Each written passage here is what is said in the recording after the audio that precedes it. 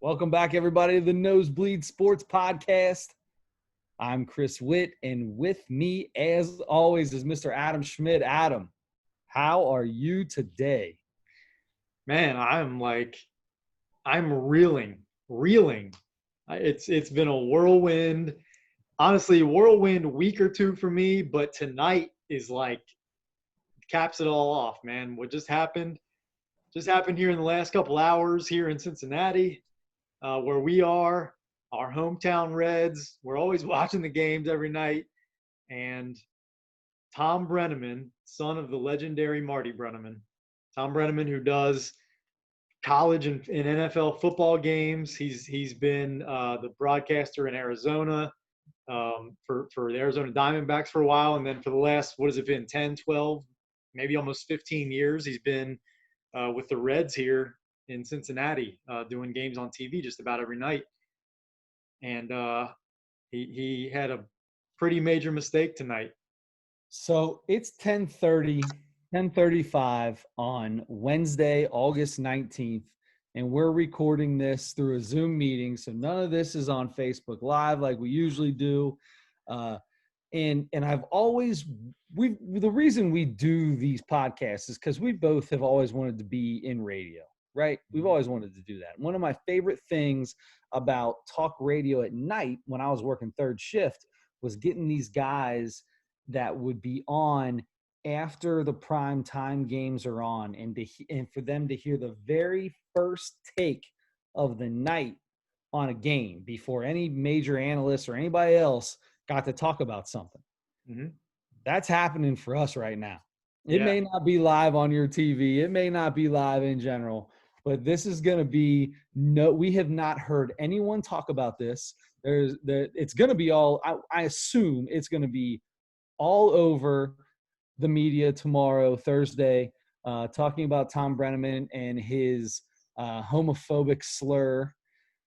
And this is interesting to me because this is where nobody is going to tell us or imprint on us on how we're going to feel about this. This is all pure. I'm excited to do this. I'm not excited to do this in any way, shape, or form, but in that aspect, I've always wanted to do something like this. So as much as I love Thom Brennaman, and Thom Brennaman gets a lot of hate in Cincinnati, and I don't know why. I've never really figured out exactly why. Maybe because he spells his name Thom, which always made sense to me.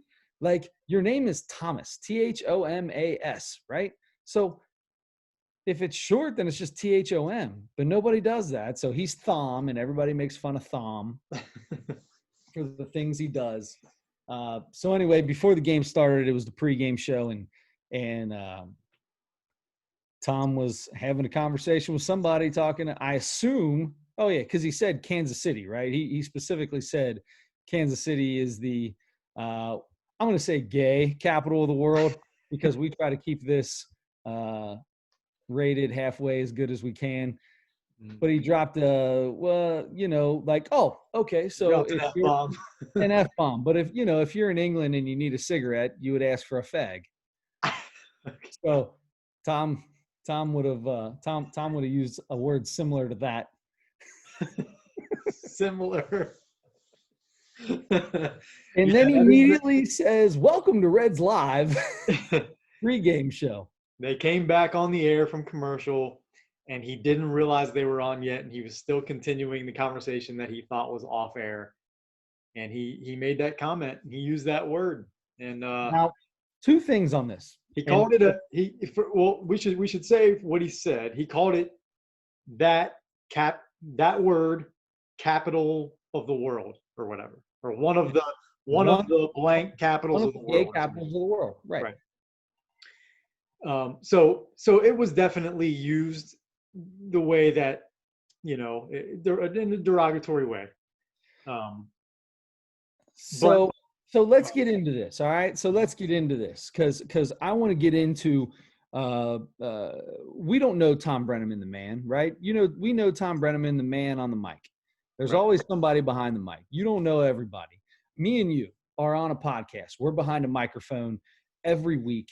And I like to think I try to be the exact same person I would be in normal, but I'm not exactly the same person. My language is much more colorful when I am in regular person land than it is here, because we try to keep it PG as he would do Mhm. on his broadcast. Right. However, same thing being said, there are certain words that I don't even use because I don't feel comfortable with. Mhm. And I'm not proud of the way that they're used. And I know that they're derogatory, and that they're words that you can't use. Have words ever slipped out of our mouths? Of course, sure, because you're just in a situation or in a content and we have no idea. In that case, I somewhat feel bad for Thom Brennaman because we have no idea what was said beforehand or how the conversation got there. But the man got caught saying something that should never come out of anyone's mouth. That's correct. That's right. Yeah, And we don't. unfortunately, for that reason, I believe he'll never call another Reds game this year, at least this year. At least, yeah, at least. I would not be surprised if either either in the next couple of days or at the end of the season they'll decide not to bring him back. I think he probably won't be the Reds broadcaster anymore. That's not to say that he'll never broadcast another sporting event again. He may have to go away for a year, 2 years, 3 years, something like that. But it's not. He's not. He's probably in his 50s, right? Um, it's not like Yeah. he's not in his 70s or anything. He's got plenty of. He's got another 20 years ahead of him probably in broadcasting if he wants to. And so if he goes away for a couple years, it'll blow. He first of all he apologized. So it took about five. It took 5 innings, It but took 4 innings. It was the top of the fifth, the start of the fifth okay. inning. So it Okay, took so four full innings before he ever came on to apologize. Now, in my head, I'm thinking somebody has sent this dude a text, mhm. has already been on Twitter, that like this has got to be out there by now. I didn't see it live. When he dropped it, I didn't see it live. I was out taking a walk with the kids. I watched the first game of the doubleheader and was really irritated on how terrible the Reds looked at the plate. So we went for a walk, and it ended up being a longer walk than normal. Didn't have my phone. I didn't have anything on me. And I got a call from Pops, and Pops said, "Oh my God, here's what happened. He just apologized. This is crazy." And I don't know how I would feel if I was watching that. I feel like if I knew Thom Brennaman and he lives in Cincinnati, Mhm. somebody's got to be talking to this dude, right? He Yeah. had to know before the fifth inning. Oh, I'll bet a lot of people that know him saw that when it happened on the pregame show, and I'm sure he knew about it right away. And I'll bet he knew it happened as soon as he said it because he started back up, and I'm sure everybody in that booth, including his partner Chris Welsh, Wide eyes. absolutely, because everybody else I'm sure knew, that they were back on, and even if he didn't realize it at first, at the end of that inning when they went back to commercial, I'm sure he was told right away, like, do you know what just happened, right? I'm sure he was, but doesn't. So that's what gets me. If that's the case, and I know right away, Mhm. that apology needs to come after the very next break before the game even starts or anything like that. Yeah. How does that make it to the fifth inning before the apology comes out? And I do truly feel that the apology was sincere watching it. Obviously, he knows that his career. He even said, I may never put the headphones on again," because he knows how severe and how terrible of a thing he got caught saying. At the same time, people say things that they don't necessarily feel the way they say the things they say, especially if they're in front of somebody. You know how that whole thing goes. Yeah. So dude, I'm so back and forth. I don't know what to think about this thing, man. Like, I'm not persecuting Thom Brennaman. I'm not one to immediately persecute somebody because of a 2-second snidbit that I heard come out of their mouth. I refuse to do any of that. That gets put on media. All the media does that all the time. I'm not going to do that because you don't know anybody's background. You don't know anything about them. So to judge somebody off 2 seconds is pretty harsh. Yeah, but what he said, I, I don't know what kind of context there Oh, could the be. context was bad no matter what. They were talking about gay people The way in Kansas he City. That's used how, it, yeah. it doesn't sound like there's probably a whole lot of nuance or anything to what happened there. It sounded like he said what he said, and it was really bad. And in this day and age, there's no, that's my brother. I was talking to my brother and my sister about this a little bit ago, and my brother said it's 2020. There's zero tolerance for any mistakes like that. Yep, 100%. That's So, exactly right. so He's a professional. He's been a professional for a long time. And you can blame COVID and not being there, and maybe the way, because they're not traveling to Kansas City to call the game. They're in Cincinnati calling the game. So, right. There's a weird dynamic throughout the whole thing. But at the same time, man, this is game number like 25. You've been doing it for a while like this. Yeah. You should know this way too. Yeah, it was definitely a big mistake, and he knows it. And I can't. So, well, one thing I have is if in Joe Leonard, our friend Joe Leonard, who was on a couple weeks ago with us, he texted us in our group chat, and that's how I found out. And he sent us, because it was on Twitter right away, and that's how I saw it. And because Joe texted that to us, the link to Twitter, and so it was on Twitter right away. And so it's now, so if Twitter wasn't available, if social media was not around, how different do you think this would be? I can tell you exactly how different it was, because I'll never forget in my life, Charles Barkley, guy I love, right? I love Charles Barkley. Mm-hmm. I'm going to go back in time and say I was 18 or 19 years old. So going back almost, 20 years. Holy cow. So going back a long ways, almost 20 years ago, watching the TNT halftime show of the late game, right? So the game starts at like 10, halftime's at 11:15, something silly like that. Yep. And they were talking about a guy, I can't remember who it was, a guy who was not, have I ever told you this story? Guy that was not in the game because he had stomach cramps. Oh, yeah. It said he had stomach cramps on there. So they start going to commercial, and every once in a while you can kind of hear him chattering after commercial, talking or whatever. And Chuck's going, I'm on my period, coach. I can't play. I'm on my period. And saying stuff like that. Yeah. That kind of thing would not fly now. No, there was no social media. There was no Facebook, or if there was, it was back in the time where you had to have a college email address to have it. Like, none of that stuff existed. Maybe there was a MySpace, who knows? So none of that existed.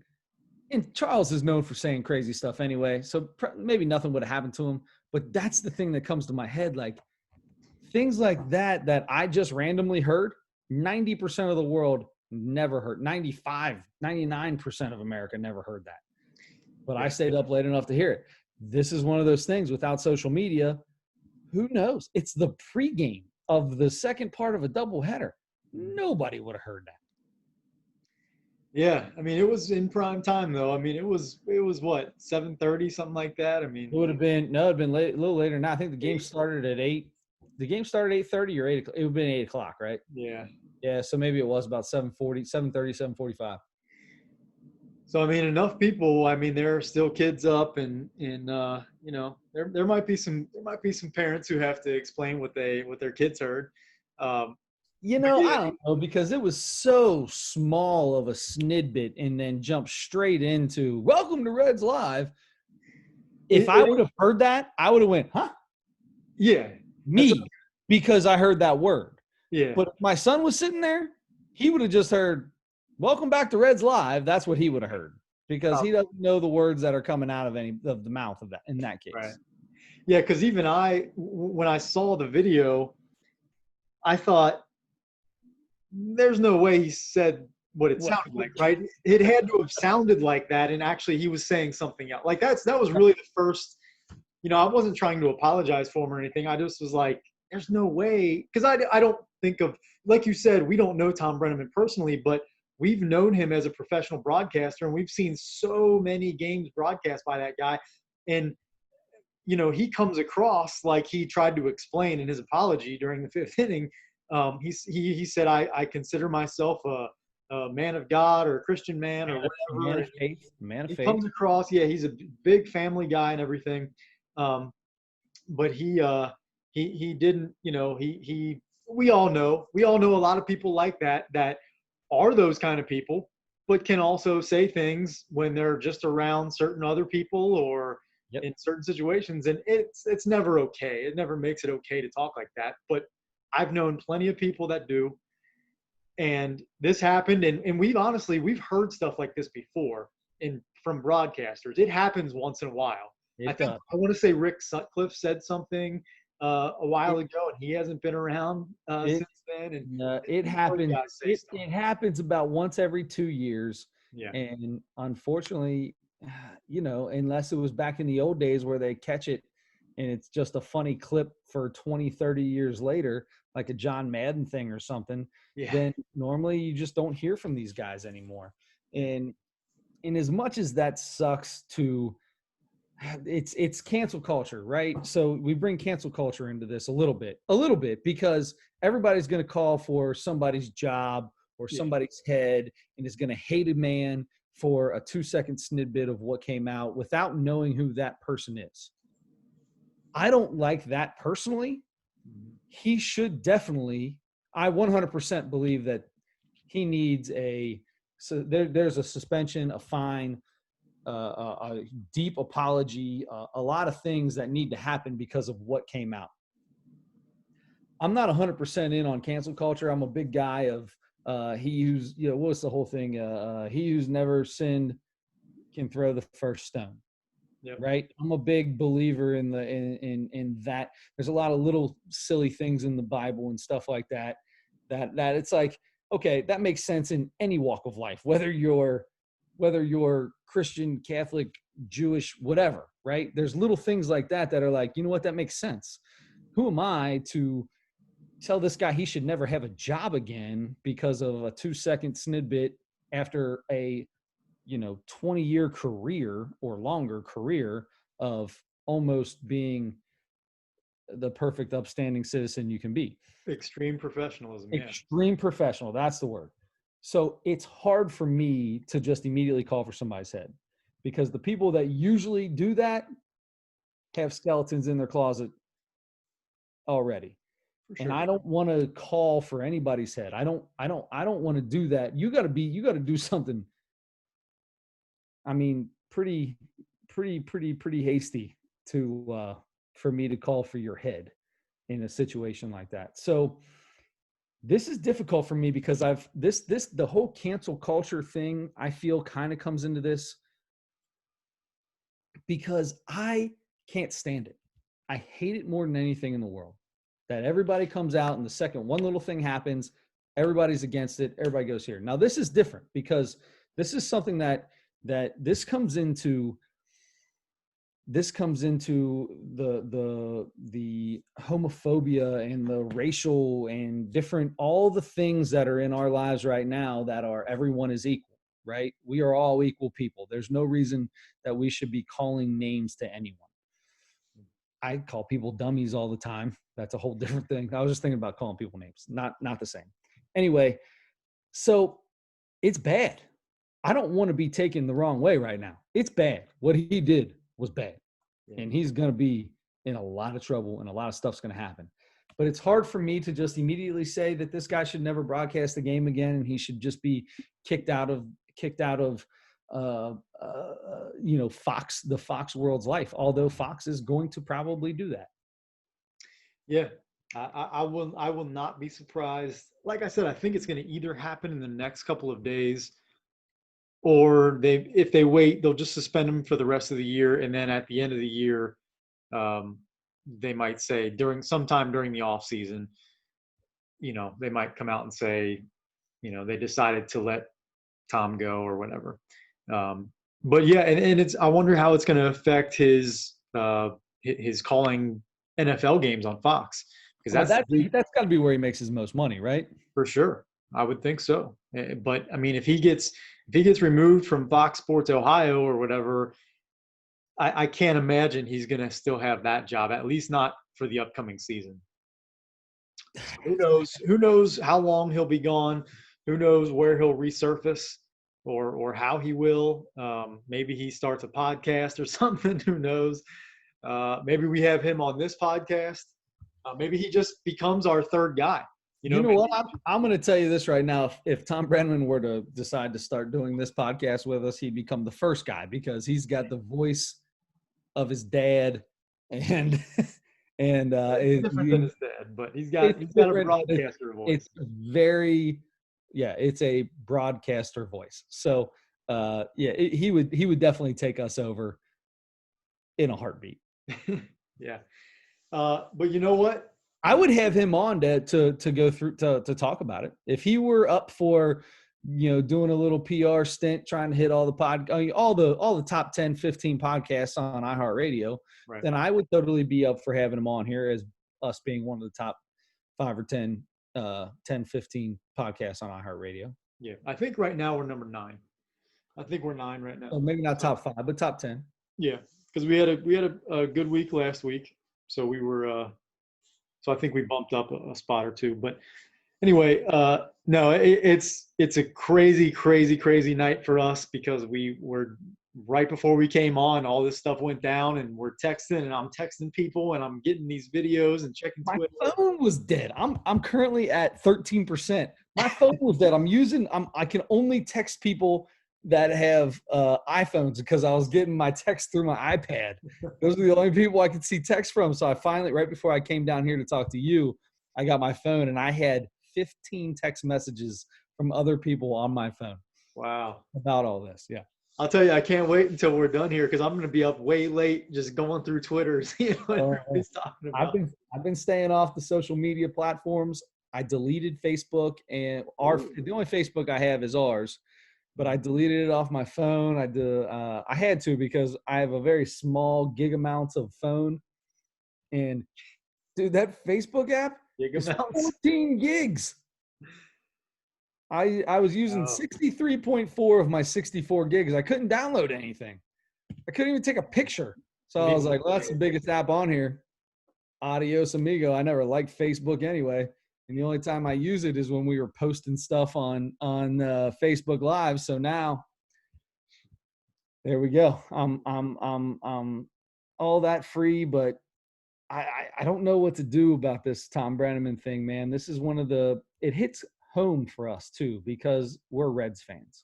Yep. And his dad is such a big reason. We've talked about it before. He's a big reason of why we are even right here doing this Zoom call right now. The biggest reason.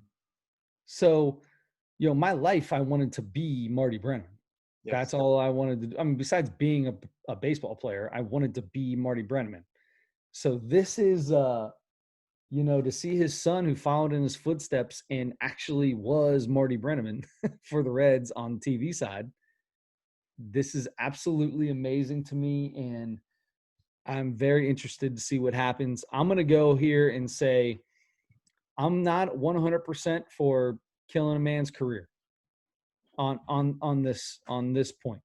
I think people deserve a second chance. I don't think he's had any other instances where he's had some instances where he said some things that people didn't agree with, but they were baseball related and the whole Ozzie Albies and what's the other guy over there with the parade? Yeah. So with that whole thing with those two, but that wasn't necessarily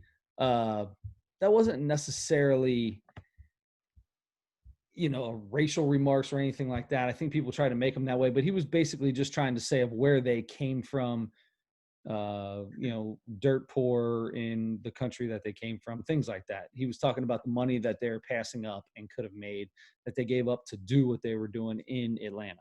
Yeah. Anyway, so he's done things that people didn't like, but never anything like this. Never anything like this.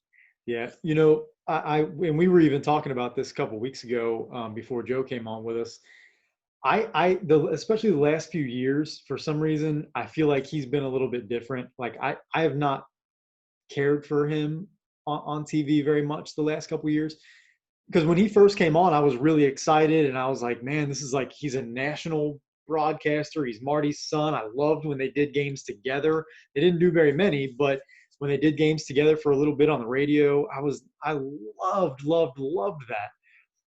And I thought he was really good at first. And then I don't know if he was just getting a little older or something, and he was just getting getting a little bit too close to George Grand to me. And I was not a big George Grand fan. Hold on a second. But here's the thing. Can't understand that. George Grand was the most politically correct, nice person in the world. But that's what I think Thom was becoming, and that's what I think he was. I think that's what the image of him was. I think. There's a lot of people that do not like Thom Brennaman. Yeah, I didn't care for him very much the last couple of years. I didn't, and it has nothing to do with tonight. I was saying that the last couple of years. I've been saying that. I just haven't been as big a fan. I feel like he's just over the top with his, like, he's almost too broadcast guy, like almost too much. And the way he says things, I just got a little tired of his vocal mannerisms or something. I don't know. He just had his little things that he would say all the time. And that's funny because I love that stuff. That's the stuff that I love about broadcasters. But he was just a little too corny or cheesy with it or something. I don't know what it was about. It was just the way he would call things. It was like not when something exciting happened. I never thought he was good at calling like big exciting moments. Yeah, did you hear him call the Nick Castellanos home run today? Well, yeah, that was right in the middle of it. Sorry to laugh at that. I feel bad for laughing, but listen, we talk about this when we do our comedy segment, which, by the way, sorry, is not happening today because I screwed that up. But I feel bad kind of laughing, but if you can't laugh at the little subtle things in life, then it's no fun. Nick Castellanos comes up, first batter of the inning, second pitch, and hits a bomb in the fifth inning while Thom is in the middle of almost breaking down into tears, apologizing for what he had said. And he has to pause it so he can say, that's a drive hit deep and that's going to be gone. So I said this. Yeah. Man, that was really funny. That's one of the things, that's an example of one of the things that kind of got on my nerves. Now, Thom was a guy, and I can appreciate this. I used to not care for it, but I can appreciate it now because I think it's correct. And I definitely appreciate when broadcasters are specific about being correct about name pronunciation, because I think you have to be. If you are a professional broadcaster, you need to do your research, go talk to the guy. Makes you sound stupid. You need to pronounce everybody's name. But Thom would like overpronounce. And the first time I heard him say Nick Castellanos' name, which I think now I'm pronouncing that wrong because I'm hearing everybody say Castellanos. But the first time I heard it, Thom was like, Nick Castellanos or something. Like he tried to make it like extremely, he's having fun with it. Man, poor guy's having a little bit of fun with somebody's last name, and everybody gives him types. You know what? Here you are. Jump on the bandwagon, Adam Schmidt. Never heard you say a bad word about Thom Brennaman in my life. Yes, you have. That's true. I have heard you say a bad word about Thom Brennaman. I apologize. Never heard me say a bad word about Thom Brennaman, and I will. And I still so I'm not jumping on that bandwagon fully. I mean, I'll stand on a wheel. But I'm not. Something needs to happen. He needs to be suspended. He's going to go away. But you believe he'll get another chance, and you believe that he should at some point, right? I do, and I'm a big proponent of second chances. Listen, I'm not the best person in the world. I've done some stupid stuff in my life, and I've been lucky enough. Number one, most of the time, it didn't end up hurting me in any way. And number two, most of the time I get a second chance. Of course, we've all done stuff. We've all gotten second chances. We've all probably gotten third and fourth chances in some Yep, cases. no doubt. This unfortunately was on at least It's a different world. You're getting paid a certain amount of money. You're doing it. You're a C or D list celebrity at this point in time. Maybe C. I mean, as a national football broadcaster in the NFL, that puts you as one of the most watched people on earth on TV. So yeah, you're basically a C-list celebrity. So you're getting paid to be that person. So yes, yeah, I mean, it's a big deal for somebody like that. So now here I am cutting back. Maybe I feel like he should get even more than just a slap, not a slap on the wrist, but a suspension and another chance, because you just can't do that. You can't do that, Tom. Can't do it. You can't do that. Yeah, and it's right now it's regional. It's worldwide, honestly, because it's already on social media. But tomorrow morning, about 6 o'clock in the morning, when all the morning shows come on TV and radio and all that stuff, it's going to be absolutely national news. And this is going to blow up. It's for a day or two. It's going to be a big news story nationwide. They're going to be talking about Thom Brennaman being Donald Trump's buddy and all kinds of goofy stuff. Yeah, that's when it's going to get real stupid. Yeah, but stuff like that's going to come out. Sure. I'm looking for Twitter. I'm looking for Twitter on my iPad. I don't have it on my iPad. So I wonder if ESPN's gotten a hold of this yet, because it's going to happen. It will. It's going to be put out there, and that's when things are going to get really crazy. And it is what it is. So, all right, speaking of people doing things, are we done with Tom? I feel like we're just going to talk in circles. Yeah, we're done with Tom, staying with that theme of controversy in baseball, right? Yeah. So what happened last night? This has been the big story, probably the biggest story in sports today, as we're on this Wednesday as we're talking, because last night, Padres Rangers, 2 nights ago, Padres Rangers. Fernando Tatis Jr., who's leading the world in home runs and RBIs, 21 years old, something like that, came up, was fantastic last year, and is setting the world on fire this year so far in this shortened season, and looking like an MVP right now, is hit a grand slam, all right, against the Rangers on a 3-0 count in the 8th inning, up 7. Yep. So it's considered by a lot of baseball people, probably mostly older heads, as being one of those unwritten rules. You don't swing at a 3-0 pitch up 7 in the 8th inning. Or so I've heard. Or so everybody's been talking about, right? Yep. So that's the first thing I need to know. Now, so we need to set it up like this. So the problem is people are going to have an issue, but Rangers manager Chris Woodward, after the game, was asked about it and said, you know what? No, I didn't like it. I didn't like it very much. I think there's a thing you're not really supposed to do that, right? Now, let me make it clear that he wasn't like shouting it from the rooftops. He wasn't dying to get on to talk about how terrible Tatis is or the Padres or anything like that. He even said, I don't think it was the right thing. I don't like it, but we are things are being challenged right now. Kind of typical things are being challenged, meaning in this day and age, bat flips and all the kind of stuff that I normally don't like are being challenged, and they're being it's more okay now to do that kind of stuff, and kind of the old traditional unwritten rule stuff it's not the same as it used to be. So he said that, but he didn't like it. Let me first ask you that. So what is your opinion on just not even what Chris Woodward said, just swinging on a 3-0 pitch in the 8th inning up 7? Okay, Is so it swipe left or swipe right?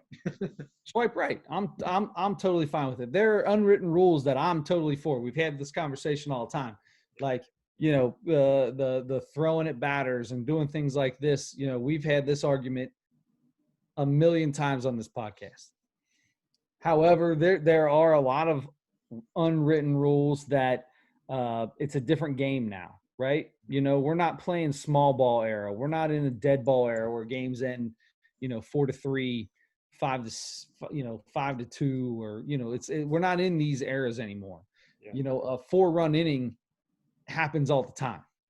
It's not that it's constant 4 or 5 run innings happen all the time. So that being said, Fernando Tatis first said that he didn't know anything about this. He said that he's been playing baseball for 13 years or something, I think he said, and he didn't know about it, but now he knows about it, and he probably won't swing at something like that in the future. Number one, I hate that. I don't necessarily want you to go up there and be the cocky, brash Bryce Harper and be like, listen, I get paid to hit bombs. If I get a free pitch, I'm taking it and I'm hitting bombs. I don't want that. But I think it is okay to say, listen, I know it was a 7-run game. Yep. At the time, it was 10-3. In the 7th or 6th? It was in the 8th inning. In the 8th inning. I understand that it was a 7-run game, but I totally believe that you need to get runs when you can get runs. And that's why I knew I would get a good pitch 3-0, and I wanted to hit it. And he did. He took it the other way. I mean, he hit it the other way and hit it out. I mean, it wasn't like he, you know what I mean? It wasn't like, too. In the gap, he didn't barely drip that thing over the right field corner. He hit that thing opposite field gap. Yeah, he smoked it. But he knew he was getting a good pitch. And if it was middle out, he was going to go with it and blow it into that gap. I guarantee that's what he wanted to do. Drive some runs in, because Fernando Tatis gets paid, even though probably not that much right now, as the youngster he is. He gets paid to drive in runs. Okay. In that case, I don't like that the thing that got me the most about this was his manager. His manager was upset, and his manager had a word with him. I don't like that. I don't like that he came out and said something like that. If he had a word with him, that's fine. But I don't like that it all came out about how the conversation went. I don't like any of that in any way, shape, or form. We are in a game where games end, 9-8 or 12-10 all the time. Yeah. 7 runs isn't like you're home free. Even if it's 2 innings away, you see 4 and a 3 next to innings all the time in baseball. I think this is stupid. I think the fact that it got as much run as it did is ridiculous. I do want to say, though, that there is a place for unwritten rules in baseball, such as this one, the 3-0, the 3-0 take. I believe on a little league and younger kids kind of a deal where if you're up by quite a bit and it's late in the game and it's ugly and you're beating the brakes off of somebody and they're not really doing well, you give take signs and you're making sure your kids are not taking advantage of other kids. I'm for that on a lower level. If I'm the coach of the worst team of the team that's not as good and it happens to me, I'm not saying a word. There'll be a little chip on my shoulder next time I play them. And I might, when I say, hey, good game to everybody, I might just I'll say good game to all the kids, and I might go up to the coach and not say a word to him. There's certain things or to the kid even that hit it and just fist bump. But I'm not going to be, I don't think there's room for that. You carry that shit. That's part of the unwritten rules. If somebody breaks it, you don't come out and tell everybody how terrible he is. You keep that chip on your shoulder and you bring it into the next time you play. So the fact that they threw behind, what's his face, the very Manny next batter? Machado. Manny Machado. The very next pitch throws behind Manny Machado. Boom. Ejection, warnings, at least warnings, but I feel like an ejection is taking place at that moment in time. How in God's name does that not happen? I feel like that is bigger than the swinging at the 3-0 pitch. I Easily. can't believe that's not getting as much run as swinging at the 3-0 pitch. Yeah. And so you just answered all the questions I was going to ask you, but Oh, but and once I tend to get long-winded, I apologize. no, that's okay. But so since you mentioned that, I want to go into that. So I even saw somebody compare it to the Joe Kelly thing. Like Joe Kelly got suspended 8 games for throwing at a guy, and this Yep. guy didn't even get a warning in the game. Now, since then, A warning. so it was now number one. Fernando Tatis Jr. hit the home run off of Juan Nicasio, and then a pitching change happened. Ian Jabot for the Rangers, relief pitcher for the Rangers, was brought in. First pitch to Manny Machado, next batter, like you said, behind him. I think he looked down at his hand or something and tried to do that. He could try to do the almost Sure. like a flop, Yeah. almost Yeah. like flopped. Oh man, Yeah, yeah, it slipped out of my hand. everybody knew. Everybody knew, and that's why I have no clue why the umpires got together and talked about it and decided, nah, no big deal. How's that? How is that possible? I don't understand that. But I don't know. since then, so the Rangers manager Chris Woodward got a 1-game suspension. We found out, and then Ian Jabot got a 3-game. So he's suspended for 3 games. Um, so what do you think about that? Is that now that after the game, obviously they made a mistake by not ejecting him or even warning anybody, but 3-game suspension, are you okay? Is that too much, too little?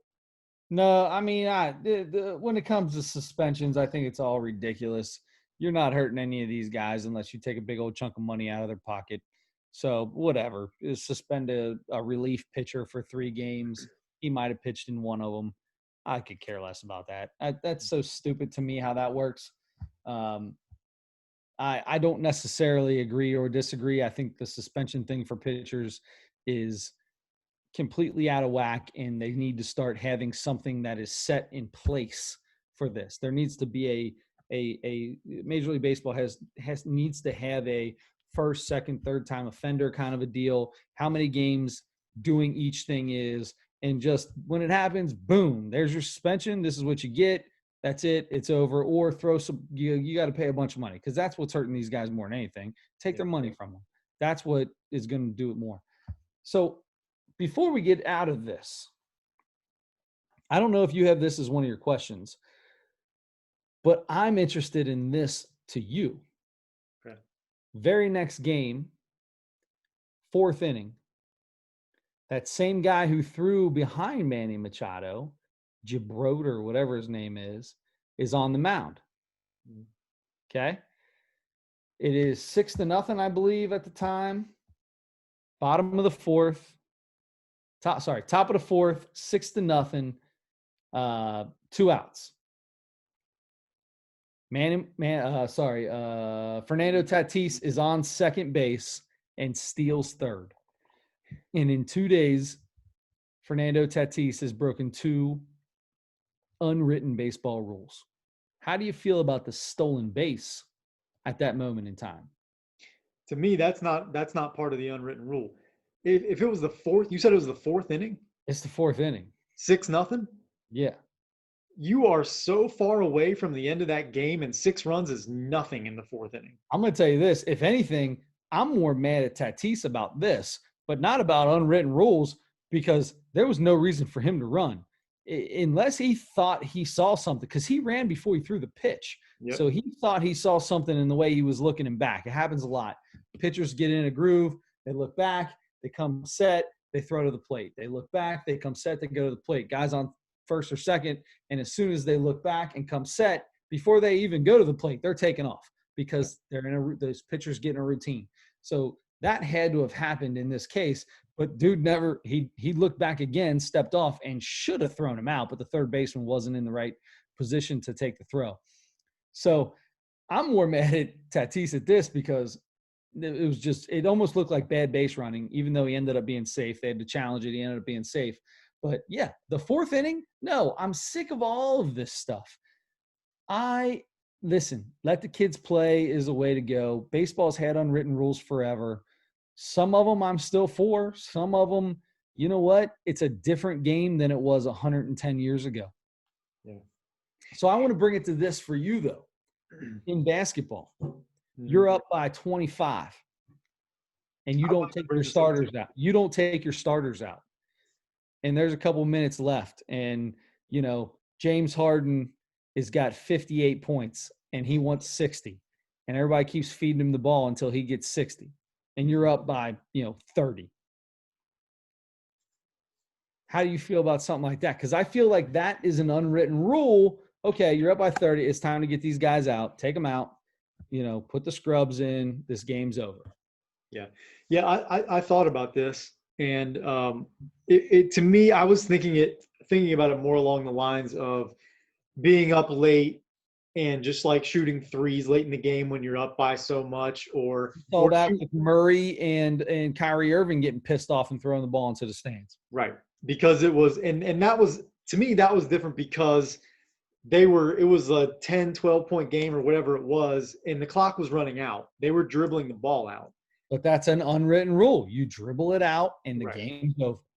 Right. And but to me, that was, you had the ball, last possession. Nobody was trying to foul. Nobody was trying to steal the ball, anything like that. The game was over. It was, 5 seconds left or whatever. Like you said, baseball is not timed. You have to get outs. You have to get people out. I understand that, but it's not the point of being timed. I don't want to get back into this whole thing again. That's not the same thing. I'm talking about the unwritten rule of you're up by 10 or 12 or 13 with 8 seconds left. The other team cannot win, and yet you got the ball, you're dribbling it out, and then you chuck a three at the end of the game. Yeah, when I'm time is beyond the point. Besides the fact that the game's almost over, that's all I mean by that. Yeah, when I've been playing and I've been in that situation, and the team I'm playing is up, and they have the game won, and it's last possession, and they're dribbling it out or whatever, and a guy wants to, because it happens more often in in rec leagues that we play in, because guys just want to get crazy half court shots up or long three or whatever because it's fun. But that doesn't bother me in that situation at all. See, I can care less about that. It kind of does me. It kind of does bother me because I've already lost, and so I already feel like garbage. So don't, if you're up, if you're up at all and there's 3, 5, 6, 10 seconds left or whatever, and we're not fouling, we know the game's over. We're just waiting for the clock to run out. Don't shoot the ball. If you're winning, the game's over. We're not playing anymore. If you're shooting the ball, you're trying to score more on me. If that's the case, then I'm going to play defense on you. All right, let's have an understanding here. Sure. Because I don't want to just let you. If you're still playing the game, I'm going to still play the game. But are they still playing the game? A lot of the times they're just standing there dribbling it out, and then there's no time left, and they just throw it up. They're not necessarily playing the game. I mean, they're just chucking They're trying to score. Now, that doesn't happen very often in the NBA. It doesn't. But like I said, in rec leagues like we play in and stuff like that, that happens sometimes. And that's bothered me in the past. But you're against that. I'm against that. Yeah. But like when I'm coaching. How far off is this from that? It's not the same, I don't think. I'm not saying – I didn't say it was the same. I said how far off is it? It's close enough that it made me think about this earlier in the day. So I was kind of prepared.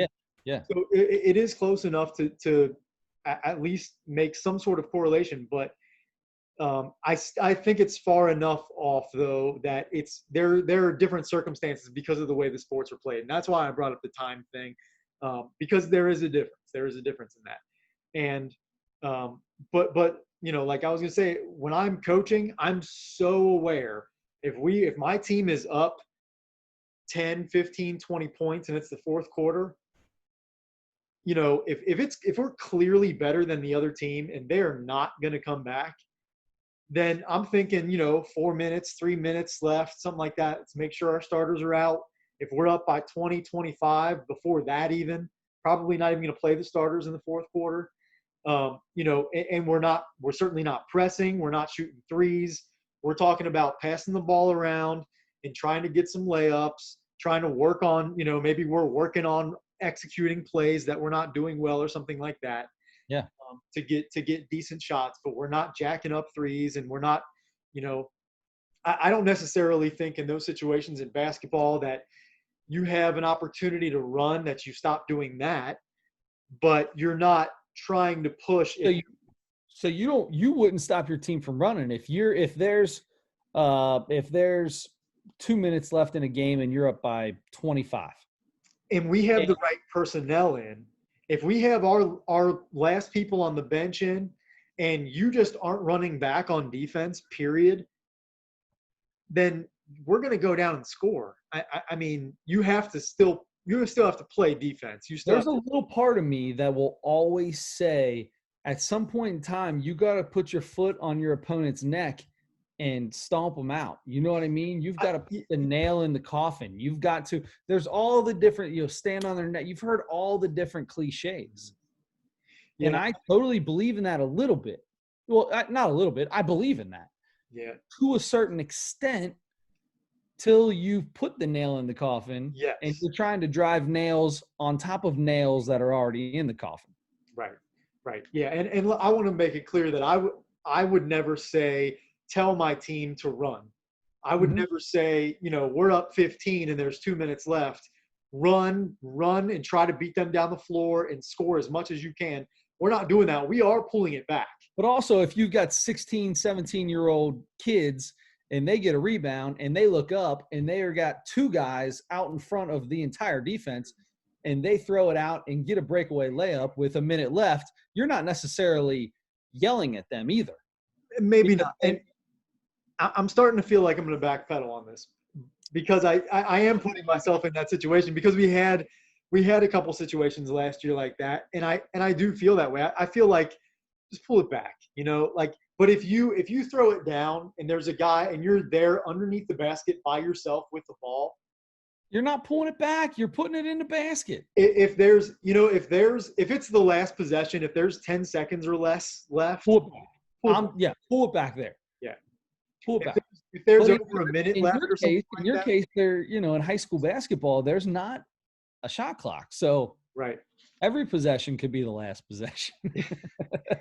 Yeah. You kind of get a feel for the game though. That's what I mean. You get a feel by that time, by the fourth quarter, if you're way better than a team, if you're getting slammed by a team, if you're pretty even, you kind of get a feel for how that's going to go. And same, I'm sure, in baseball. I'm sure you've coached baseball games where you guys are smoking a team because they have nobody that can play, or you might have been in a situation where you're down 15 runs in the fifth inning or whatever, and you're like, okay, let's do our best to finish this thing off, but let's not drag this out for another hour. Swing hard. No. See, if I'm the team that's down, here's the point of non-time games. This is a difference in baseball. If I'm here, and this is the other thing, because it's not timed. It's the eighth inning of a game, and the other team is a professional baseball team that it has probably in the last year or two put up a 7, 8, 9, 10 run inning before. Has probably done that. They're professional baseball players. Yeah. So they're not going to give up when it's their turn to hit next in the bottom of the eighth inning. Yeah. They're still trying to win. Mm-hmm. So there's I'm going to tell you right now, I'm totally good with the swing. Yeah. I say, Fernando, don't apologize. Get out there and swing, big fella. Get your hacks in. You get paid to drive in runs. Your life depends on how you do that way. You now have a batting average that will be the next time that you want to sign a contract, something that might show up in your arbitration or in your negotiations is average with runners in scoring position, or bases loaded, stats with bases loaded, all these different things are going to come up to where you are able to say, I have this many of this. I drove in this many runs. I did this. This becomes a business now, man. It's not a rec league. It's a business. So to a certain extent, I'm okay with you. I'm not okay with you leaning into a pitch if it's the bottom of the ninth or top of the ninth, and whatever, bottom of the ninth, 2 outs, and a guy's got a perfect game. I'm not into you leaning into a pitch to go walk down to first base. I'm in for you getting up there and being aggressive and trying to hit, but to lean into a pitch, that irritates me, like what happened to Scherzer a few years back. That's terrible.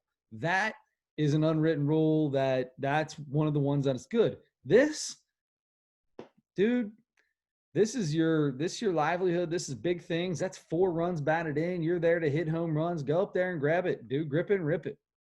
Yeah, I don't. If you're doing it to pad stats or something, I don't like it from that perspective. But it's not padding stats. It's adding padding stats and adding to your stats. I think are 2 different things. I think if I'm sorry, I didn't mean to interrupt, but I mean that if your mindset is you're trying to score runs because the game's not over and it's not so far distance between the scores that you're completely comfortable. A couple of years ago, I saw somebody put this on Twitter. I think the Rangers may have beaten the Orioles like 30-3.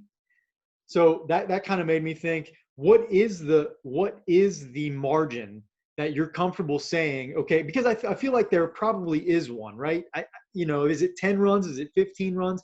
If you're up 15 runs and it's the 8th inning, are you swinging 3-0? Is it still just as okay? Yeah, but just because they won 30-0 or whatever doesn't necessarily mean that they're swinging 3-0 at that case. No, but I'm saying, what is the margin that it stops being as okay? I don't know. It's hard for me to tell a big league hitter it's a 3-0 count. You're gonna get not every hitter. Right. Nick Senzel's not getting a green light in that case.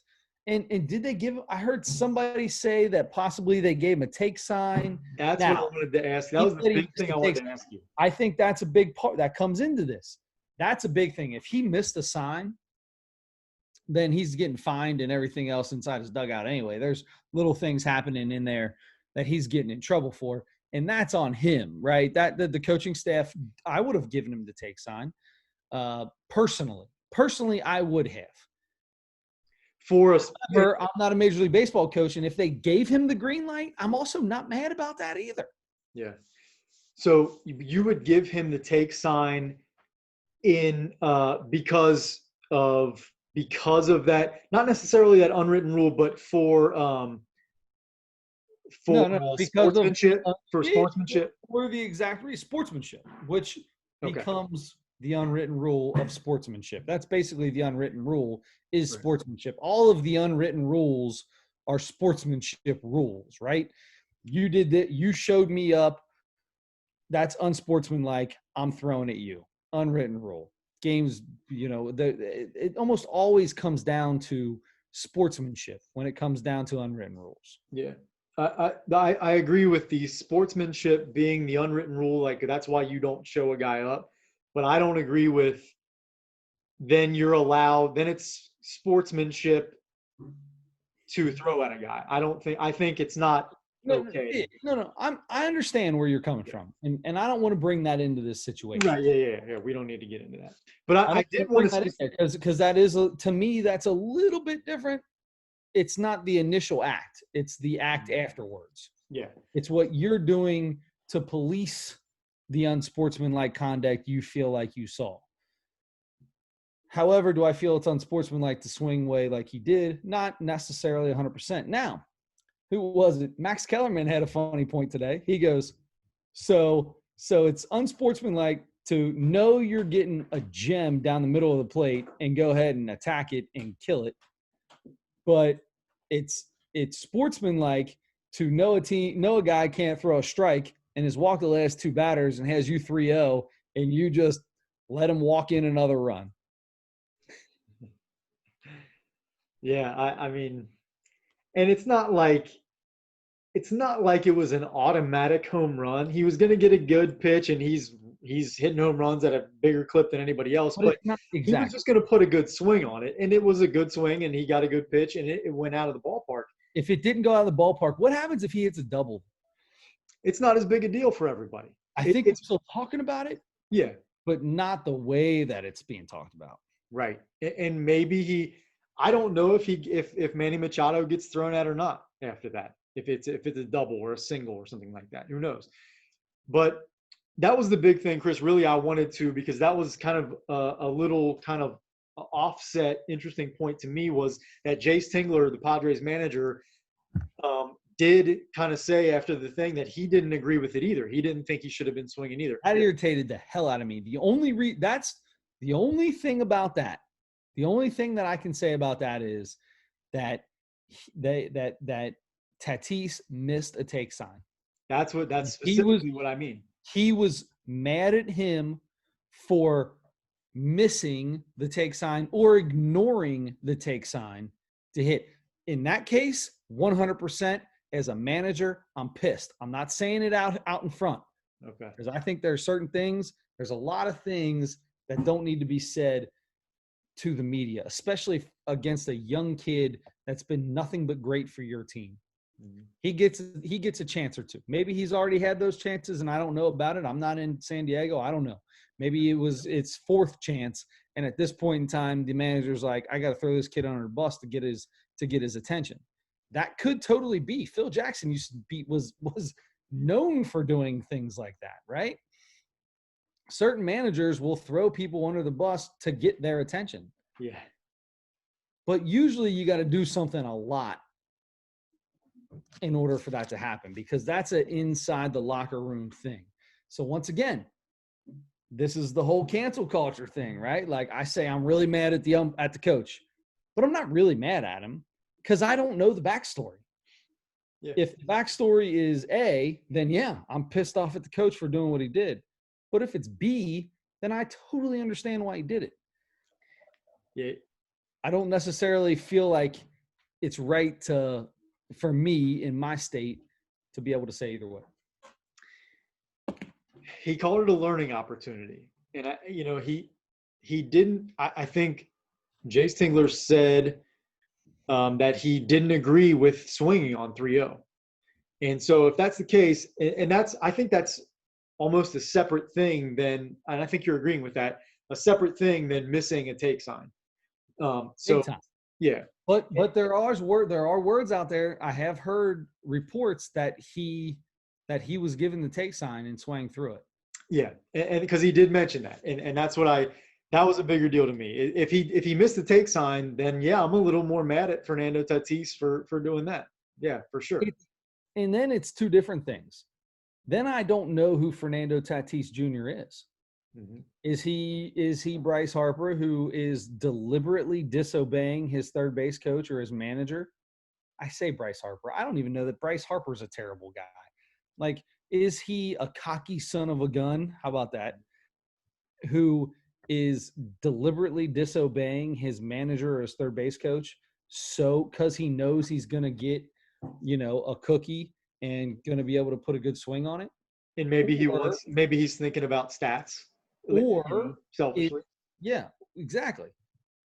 Or is he a young kid that literally just missed it? Mm-hmm. Listen, growing up, the thing that scared me to death was missing a sign. It scared me to death because we had big rules growing up, man. If you missed a sign, you were a lot of times you get benched. Like if I give you a sign and you miss it, you could really put your team in a bad situation. If it's a hit and run and you miss it, the guy on first isn't stealing the base like he normally would. It's an extra jump and then a go, right? So he's behind. He's going to get thrown out easily, usually. Different things like I stealing home. I looked at my coach and looked at him and said, hey, give him the take sign. I'm going home. If that guy misses the take sign and swings, I've got a busted case. You know what I mean? Like, there's a lot of, and you can damage your team by missing signs. So it scared me to death to miss a sign. We always had, not always, but a lot of years we had, you have your third base coach who gives you a sign, and then you had to, if you got a sign and you saw it, then you touched your belt before you went up, and that was your way of saying, I saw that I had the take sign. Like, he gives you a take sign, you touch your belt, you saw that you got an actual sign and all that stuff. Mm-hmm. Or if it's hit and run, touch your belt. All right, I saw the hit and run, I'm coming up. It's just an example. And then if you didn't get a sign, you just walk up back up to the plate, right? And then the third base coach can call time, because now he knows you didn't get the sign. Mm-hmm. So, there's all different things that can happen. A lot in Major League Baseball, you're not having all that. That's more for kids to make sure they're catching on to what you're giving them. Right. But to miss a sign was a bad thing when I was young, dude. You did not want to miss a sign. Now, for a guy who's the absolute greatest player on your team, maybe the best player in the National League, that's a different story. Yeah, that was, I've seen, so they're obviously in social media, especially like Twitter, everybody has an opinion about this story. And I would say I've seen 0, maybe 1 person say, not come to Fernando Tatis's defense. Pretty much everybody has said it is insane that people are making a big deal that he swung on 3-0. I mean, most people are, I think, of the belief that he didn't do anything wrong. That was the other thing is, and I don't want to keep harping on this, but Eric Hosmer, who's a veteran on that team, from all accounts that I've always heard, good guy in the clubhouse, good veteran presence. From what I understand, he got on base or said, or maybe gave a signal across to the dugout or something, let the Rangers know, we'll talk to him. He said, we'll talk to him. Like, he was going to talk to him and tell him, like, you don't do that, man. That's not right. That's not something to do. So, and then they showed a clip of Eric Hosmer after that happened in the dugout next to Fernando Tatis talking to him about it. And so that was another thing, that another guy on his own team that kind of was like, you know what, he really shouldn't have done that. That is kind of, breaking sort of an unspoken and unwritten rule. So I don't know. He got it from a veteran guy too. My whole thing, I think my whole thing comes down to, if I'm the Rangers, I feel like I'm more upset with the coaching staff, because if you didn't give him the take sign and he swung away, you guys made the mistake, not the young player, not the 20-year-old kid, not the 20 whatever he is, 22-year-old kid. You guys made a mistake. Now, if the kid didn't get the sign, then the conversation isn't about the unwritten rule. The conversation is about the sign you missed, and then why I gave you the sign. So, sure, it's not necessarily for an unwritten rule. It's for the fact that we're beating the brakes off these guys, which I guess is the unwritten rule. So, anyway. Someday we're going to make a list of unwritten rules and go over which ones are good or bad. I think that'd be fun. We could do a long time on that. The only other thing, though, was this story made me realize how out of it I am, because I had no idea Chris Woodward was the Rangers manager. I have never heard of Jace Tingler in my life. And he is the manager of a Major League Baseball team, and I consider myself a Major League Baseball fan. That just made me realize, like, oh my gosh, I'm really out of it right now. So anyway, that was the funny thing to me, was I'm learning who these managers are in the on the managers move around so much in Major League Baseball anymore. You can't keep up with anybody. Yeah, it's tough. Okay, so something that's going a little easier, and that's one of the other things is people are coming out and probably not totally fairly, but people are really jumping on baseball in general, kind of making a generalization about baseball, that baseball is making a big deal about this stupid unwritten rule. And this is what's wrong with baseball. And this is why people don't like baseball anymore because of because it's so dumb that baseball is making this big deal about what Fernando Tatis did. Which I don't think is totally fair to just generalize and say baseball is doing I this. don't think so either because every sport has unwritten rules. Just Sure. because baseballs are older and some of them are a little out there And they get more doesn't attention and make stuff like doesn't mean that they're not the only ones. And if the football's got unwritten rules, basketball's got unwritten. Every sport has unwritten rules. If you're in the NHL and you're up 5-0 and you get a power play, you're not putting your number one power play team out there. You're putting some scrubs out there to go out and move around. There's all different kinds of things when it comes to stuff like that. Everybody's got unwritten rules. Yeah, yeah. So people were kind of piling on a little bit there, but they were making the comparison, like, comparing like while baseball, continues to, make an embarrassment of itself.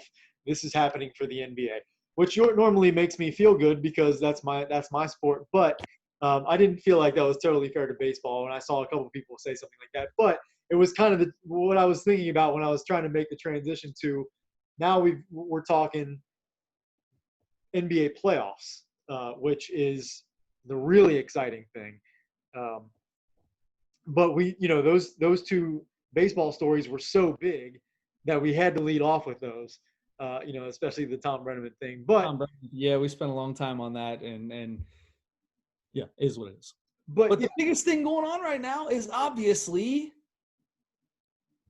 the NBA playoffs. exactly So I thought it would be fun because last week we still weren't positive who the 8th seed in the West was going to be. right. And by the way, that game between Memphis, first of all, the Phoenix Suns just blew everybody away. They were so impressive. They won all of their games in the bubble, and they Didn't lose a did, game in the bubble and still didn't make the playoff. still didn't make it because these other teams that had to win, Memphis and Portland, won their games that they had to win. It made for really exciting basketball games at the end of the year to get into this special playoff scenario. Chris, I want the 8th seed in both conferences to be determined by this play-in game every single year from now on. That was so exciting. That game, the Memphis-Portland game, first of all, the games leading up to that they had to win and Phoenix had to win, those games were so great because they were must-win games and they were close games. They were good games. And then the Memphis-Portland game to win that 8th seed ended up being a great game. Such a good game. Then shorten the season. I'm Don't fine with play that. 86 games, 82 games, and then say, okay, well, I got a team that's 4 games out, but we're going to have a play-in game for that last seed. I No, think we the played margin 80 needs to be a some little small. games. That's not. I don't like that. If you're going to shorten the season, whatever, do what you want to do with something like that. But if you're not going to shorten the season, I hate having a team that is, unless they're tied. I'm totally down for that. They're tied. They played 162 games. They played 80. What is it? 80. How many games they play in the NBA? 82. 82 games in the NBA. And you have a tie. Your record is the same. Okay, let's do it. Well, of course. Let's get it on. One game. Let's go. That's fun. I totally think that is a fun time. That is so exciting. But if there's 2-3 games, even one game in between them, we just played 82 games. I beat you. I have a better record than you at the end of the year. I win the playoff spot. When they first talked about this as being a rule that they were going to do just for this special scenario because of how the season went down, I didn't like it. And I mostly didn't like it because you only had to be within like 4 games, and that's too much. I think that's too much. I agree. And I also felt like because, yes, you did play this whole season and you won enough games in that time to be in that 8 seed, then I was like, okay, you won it then. You won it. If you win, if it's you're the 9th seed, whatever. Yeah, point taken. But to honestly, if it's only one more game, and if you're within a game or something like that, I'm not as I just got the fever now because it was so good and it made for 3 more teams at the end of the season that had a chance and had to play big time games at the end of the season, which is why I like the wild cards in the in Major League Baseball. It's because it made for more meaningful games at the end of the season. It made for better games at the end of the season, and it was so exciting, and it was just, I don't know, I just loved it. And maybe in the future they have a rule like that, and a team wins by 25 points, and it's like, well, that was worthless. But if it works out this way, where you have 2 pretty even teams or 3 pretty even teams, and they're all trying to win their last 3 or 4 games because they have to get an opportunity to play for that very last spot that you're probably going to lose in the first round anyway. But it just makes for more exciting games at the end of the year, and I love that. It's like playoff basketball before you get to the playoffs. The bubble was playoff basketball almost from the beginning. It felt like sometimes. That's right. For some teams. Besides the point, Adam, if you're playing for St. Martin's, no, forget that. If you're playing for the Elder Panthers, okay, varsity basketball, Elder Panthers, and the St. Xavier Bombers are a game after a full season of play, the St. Xavier Bombers, you beat them by a game to make the playoffs. And then they tell you got to play one more game against the team that you have a better record than at the end of the season. You have to play the St. X Bombers in a 1-game playoff for the seed that you technically have because you have a better record than them. Mm-hmm. How do you feel? I don't like it, but stop. That's it. Stop. What were those first words you just said? I don't like it. Okay. But that's it. That's it. Just because you're a fan of the NBA, you got to think about each one of these teams. I know.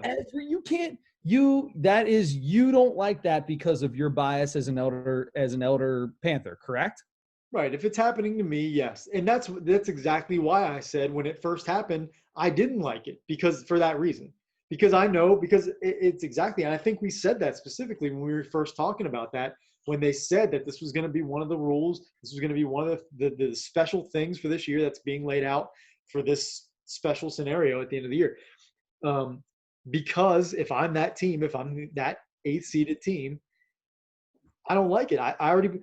But they didn't play a full season this year. It was way like short. I said, this year, hey, it is what it is. I know. But if I'm playing 82 games and I beat you by 1, guess what? I beat you by 1. All's fair in love and war, brother. Yeah, I get it. And I'm not going to be mad if they don't do it or anything, and I don't think they will. But it would just – I'm happy with it. You want it to happen. I kind of do. Like, I would not be upset if it happened, because it just – or make it a wild card scenario. Specifically make it a wild card scenario, and that's the thing. Maybe don't do it for the 8th seed. Or maybe do it for the 8th seed, but make it the 7th and 8th seed. You're going to be in the playoffs anyway, or something like that. Or make it the 7th, 8th, and 9th seeds, or something like that, and figure out who. I don't like any of that. I don't like any of that, because every one of those seeds, every one of those teams beat the other team. The 7th seed had a better record than the 8th seed. The 8th seed had a better record than the 9th seed. But they might not. They may not necessarily have played an even schedule. If you're in the Western Conference, you're playing way more Western Conference teams, and that's a way more difficult schedule. Well, that's going to happen anyway. Never mind. You're only playing Western Conference. We're literally talking about that. Right. But right. I don't know where I was going with that. But you maybe in division play, which is silly for them to even have divisions in the NBA. I don't know why they do, but I still don't know why the divisions are there. Is that the silly? it Does doesn't anybody make sense. know that what teams are in the Pacific? I don't Can even you know name? that I could name you all the divisions and who I are. was I was just gonna say, can you even name the divisions? Did you hear that? I heard something. Holy cow! Everybody okay? I don't know. Hopefully, Okay. So uh, anyway, I was just really excited because it was such a good game. That meant all three of those teams, Memphis, especially Portland and Phoenix, it played was their such a butts good off and just game. played So so now the whole well. world wants to do it. That is so Twitter of you. Twitter, I mean, Yes, that is so social media of you. Oh, we had one great game and it meant so much. Yeah, yeah, and now you want it forever when it's not fair to the team that played better. look, if you're making it a rule from the beginning, it's not like we're springing this on you. It's not like you won all those games and then we're like, you know what? The playoffs start tomorrow, but we just decided right now that we're going to make you play. It's not like I that. don't. You No, know, no, no. You if don't. you're You're the eighth still seed, springing it on me. huh? You're still springing it on me at the beginning of the season. You're not. No, you're not. It's not being sprung on you. If before you start the season, you know we have to be better than the eighth seed. If we don't want to deal with this game, we have to win more games. We have to be the seventh seed or better. And if we don't, we got to play for that eighth seed. So maybe don't call it the eighth seed. Maybe don't put anybody in the standings at the eighth seed. Put 1 through 7, blank on the eighth, and then the next team with the best record is 9 on down to 16 in each division. And Are then you listening to what you're first two saying? teams, the first two teams with the best record after the 7th seed now play for the 8th seed. That's all you got to do. I know it would still be, you could still look at the standings and be like, we had a better record by 1 game. And I can't. It's the same exact thing. The same problem I have with the wild card. Yes, a one-game wild card is obviously going to have drama and is going to be fun, and then people are going to love watching. Yeah. But it's not. And I hate to be the guy. I hate to be the little kid. It's not fair. It's not fair. But it literally is not fair to the team that might be 4 games ahead of the next wild card team. Hey, look, win more games, make a better pitch on 3-0. All right, just do better. Do better. So hold on now, because win more games. Oh yeah, easy to say when I'm when just let's throwing. say LeBron James goes out for 15 games and we're in second place. This sounds way too much like last year. Let's say Kawhi Leonard goes out for 15 games and we were in first or second and we drop down to the 8th spot at the end of the year because all of a sudden we can't win a game or Giannis goes down like he currently is, and they drop down to the 8th spot and now Giannis is back. Okay. Even if Giannis isn't back, I guess that doesn't even matter. The fact is we won these games. You know, that's what happened with Portland this year. They had a bunch of guys hurt all year, and Yeah. that's a big reason why they struggled for a while. And now they had all that time to get everybody healthy. That's why they're showing how good they really were. Yeah. Their record wasn't that good, but they have everybody there and everybody's Why is playing. J.R. Smith not playing in that game? You don't have one guy that can shoot a 3 on that team except J.R. Smith, and he doesn't play a minute in that game. How does that happen? I don't know, but Team comes I'm down and glad you hits brought that 4 up. threes in the last 2 minutes against you, and you don't at some point in time put your 1 3-point shooter in the game. I'm glad you brought that up because it's gonna take us right to that first round matchup, which is Lakers Blazers, and you're talking about game one, and uh, and the Blazers took that game one because they went off at the end of the game, like you said, and Damian Lillard right now for the last 2 weeks or 3 weeks is the best player on the planet.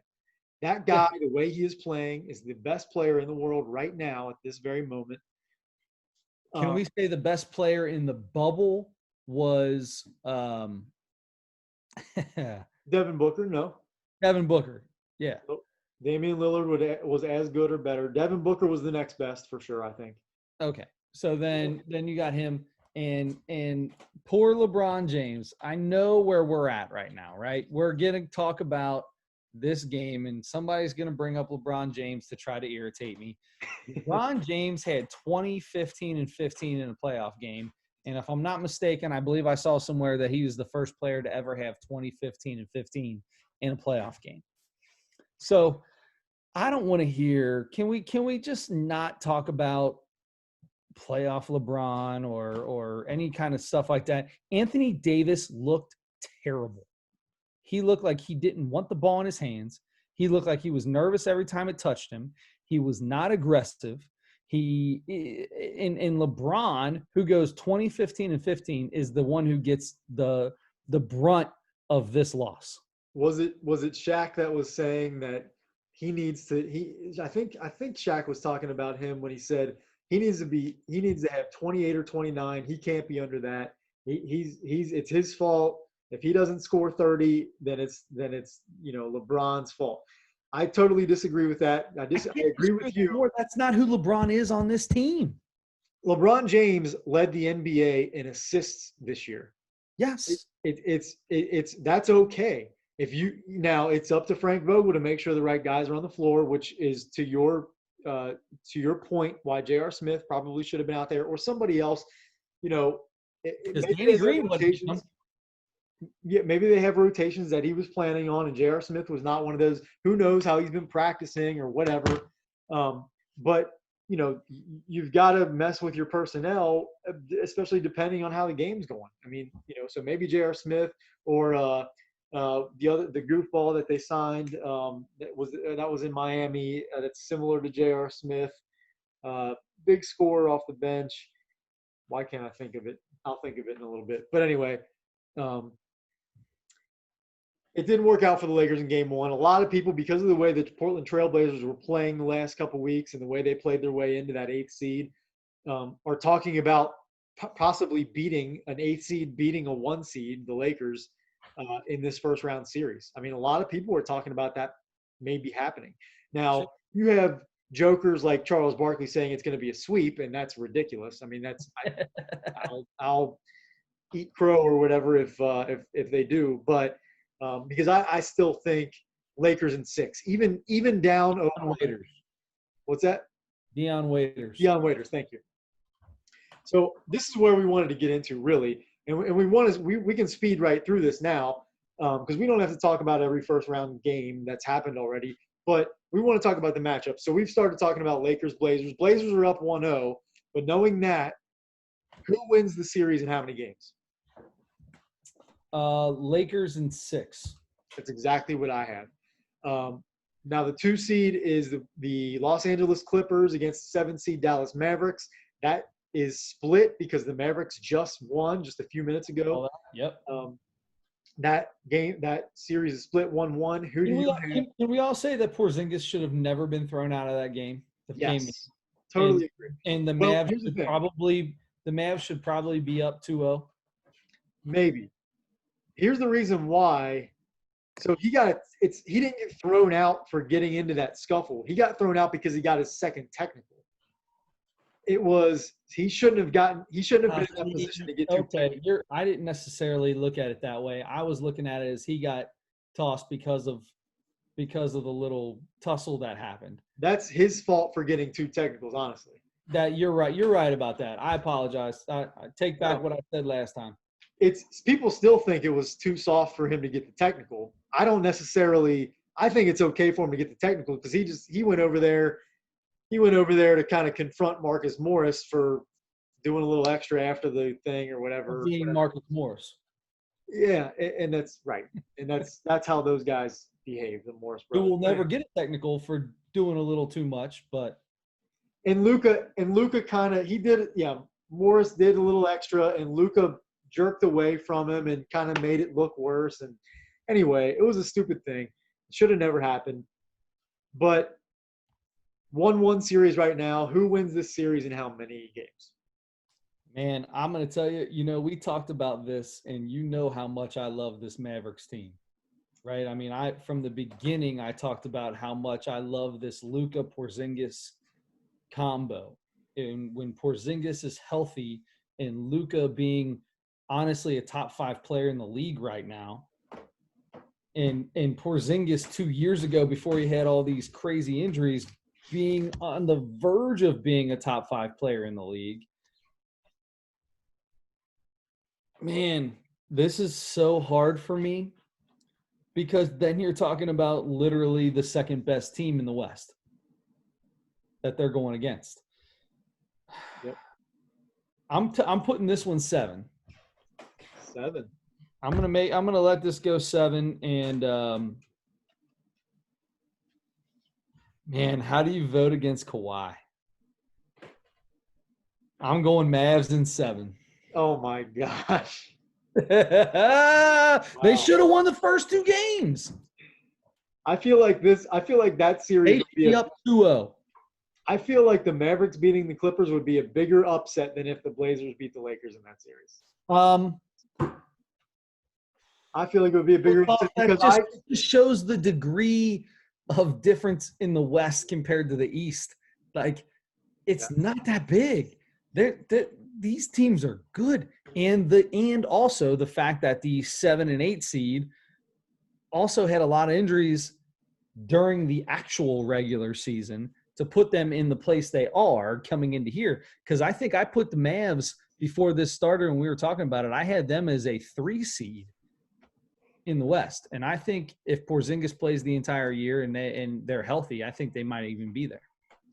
Yeah. Okay, so you go Mavs in 7 in that series. I go Clippers in 6. And now it sounds like I'm not positive if Patrick Beverley played in this game or not, but I heard there was a chance he might not because he's dealing with an injury. But I still think the Clippers are the best team, probably in basketball, at least maybe in the Western Beverly Conference. did not play. Okay, so he's out. Patrick Beverley's out. So if he's going to be out a couple more games, then yeah, that's going to give a little bit more of an advantage. I still think the Clippers would win the series, but that would make a big difference because he's their big time. Luka, one of 3 or 4 big time defensive stoppers. Yeah, who also has turned himself into a not too bad offensive player.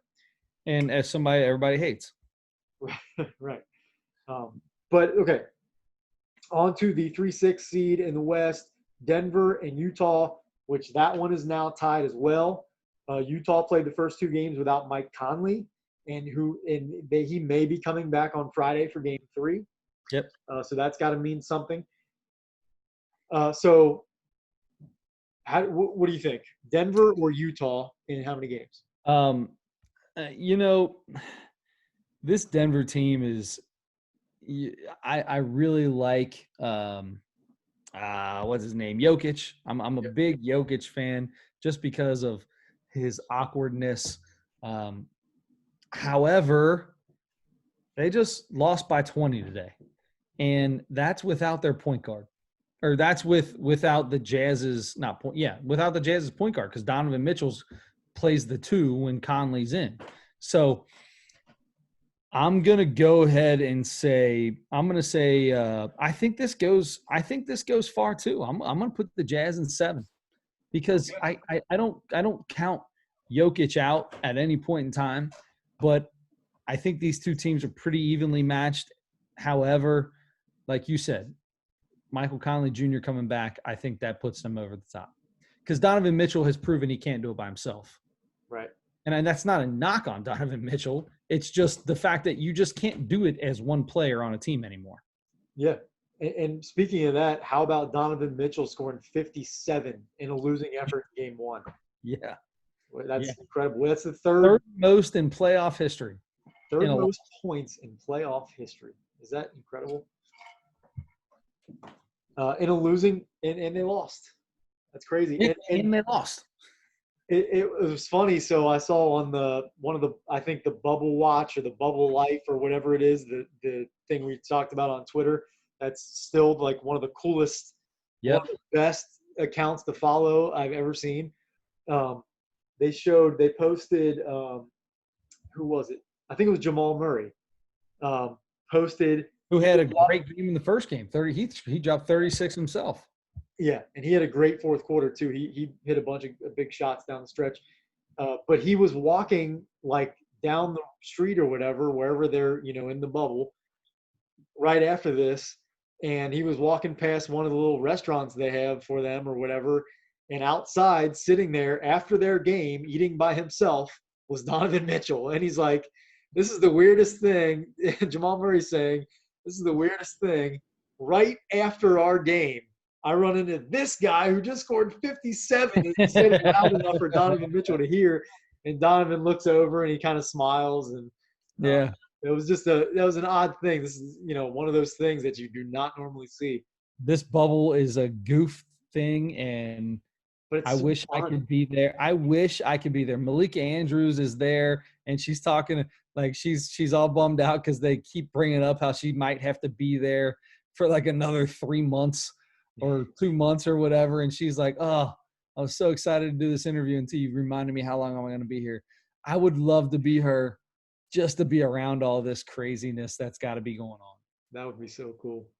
And by the way, today they came back out and said for the fourth week in a row, 0 positive COVID tests. Yep. So and that's with letting new people in. Yeah, and I keep thinking about that because I'm seeing like you look at the bench, guys come off, and like half the coaches have masks on, half of them don't. Some players have masks on, some don't on the bench.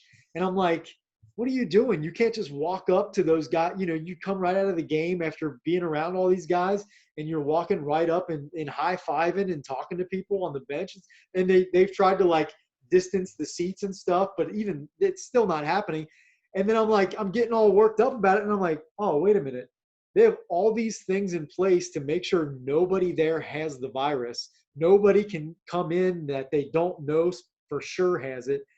Like, this is the most controlled environment probably anywhere in the world. Yeah, I was just going to say, at this point in time, I don't even know why they're making these guys wear masks.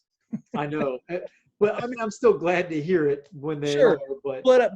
But it's so controlled that it's like, let's just play ball while we're in here. Yeah. Okay. So anyway, that was an off the beaten path from that series. The last Western Conference series is the Rockets and Oklahoma City Thunder. Rockets pretty handily won that game, game one. Who do you have, Rockets or Thunder, and how many games? This is I'm going with a sweep in this one. This is a Rockets sweep. Yeah, Chris Paul. I love Chris Paul. I really do. But the Rockets are just going to be too much for him. I got the Rockets in a sweep. Okay. I'm going to take the Rockets. I will take the Rockets. Which is Rockets in 4, by the way. Sorry. I will take the Rockets in 5, I think. Because they're up 1-0, because they were pretty convincing in that win. And by the way, in Oklahoma City gets a couple games at home, so that's a big deal. Right. Yeah, where they throw their logo on the same floor that they've been playing on for a month. I'm telling you right now, I was listening to Chris Webber talk about this, and he said, you're going to see some crazy things happen in this playoff because there are certain guys that when it comes to energy, they feed off energy, and there are certain people that play worse under the harsh, yelling and everything of fans. And this is more like you're going to see the most athletic, the most talented teams win most of the time, because this is like back in the day when you're playing AAU ball and it's just your mom and dad that are there and you're playing 3 games in a night all in the same gym, and it's just, in and out, and there's not super loud cheering or nothing like that. You're just out there playing ball. Yeah. So, okay, I'm just starting to write our picks down, just so we can go back and look at them later. Okay. So okay, you had Rockets in 4. I had Rockets in 5. Now Eastern Conference. Bucks number 1-8 is Bucks Magic. Orlando surprised everybody and won. I thought if there was a chance for a sweep in any series, it would be this one. and Orlando proved me wrong right away. So Now, if I'm not mistaken, Giannis is missing the rest of this series. Is that correct? is that right? I didn't hear that. Where did I hear that at? I don't know why I feel like I heard something in that, and I could be wrong. I don't know why I felt like he got injured or something. Did something happen to him in this game? I did not hear. Let me see. I didn't watch it, but anyway. So besides the point, let's pretend like he's playing. So you're gonna make me pick Orlando or Milwaukee when Milwaukee is the number 1 seed. Orlando just won the last game by 12, 122, 110, and was led by Vucevic. Can you pronounce his name for me? Nikola Vucevic. Yeah, or So some people say Vucevic, or people say it different, but I think it's Vucevic. Or 35 and 14, had a heck of a game. I mean, this is your typical Indiana Pacers team right here. This is your Indiana Pacers team. Gary Clark came out, UC grad, and I don't want to say he shut down Giannis because Giannis still ended up with 30 or something, didn't he? 31 maybe? Yeah. 31. Yeah. 31-17 or something like But that. he was 0 for his first 7 when Gary Clark was guarding him. Like, Gary Clark played the same way Gary Clark played forever at UC. Consistent, great defense. And he's even scored 15 points. Yeah, 15.6 rebounds. That is typical Gary Clark at UC. 15 and 6, 15 and 10, and you don't even know how he did it because it just happened in the flow of the game. So I'm going to say let's put this 6. I'm not going to say 5 because I'll get the fact that Orlando beat them in that first game. I'm going to give Orlando 1 more game, but the Bucks win in 6. No, 5. No, 6. Bucks win 6. Bucks and 6. Okay. I say Bucks win the next 4 games. So I'm going to say Bucks in 5.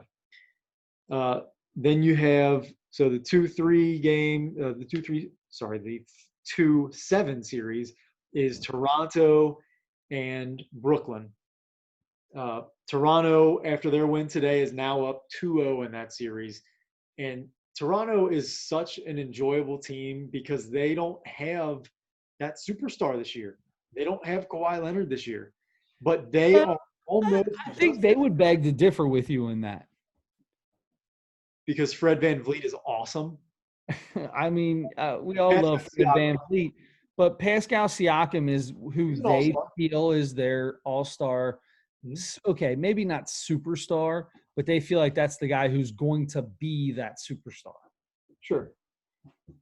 Fred VanVleet is going to lead the team in scoring, but Pascal Siakam is going to be the best player on the team. Yeah, Pascal, I think led him in scoring most of the year, but Fred VanVleet had a great game 1, and I didn't get a chance to see what he did today, but he's been playing. He had 24 and 10 assists. 24 points, 10 assists. Which is his second straight double-double. Yep. And, man, he's really taken over. I mean, he's their best guard, and Kyle Lowry has been an all-star. So, but Fred VanVleet burst onto the scene with those couple other guys, with Pascal Siakam, with Norman Powell in the playoffs last year. But we didn't know. We thought these guys are just playing great alongside Kawhi Leonard, and they're all playing well together. But Kawhi Leonard's not there anymore, and they're still playing like a great team. This is the people that talk about how, the NBA isn't team basketball, it's one-on-one. The people that which are normally people that don't really watch it. But for those people, this is a team that I say, go watch the Toronto Raptors play.